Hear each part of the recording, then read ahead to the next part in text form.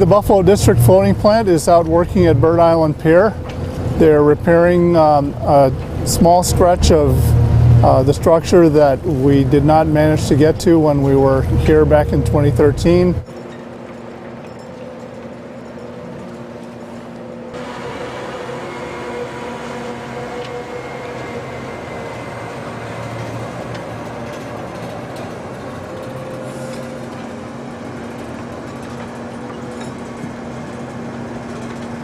Placing approximately 200 tons of rubble mound stone in the 5-ton range on the river side of the pier to protect the structure in that area.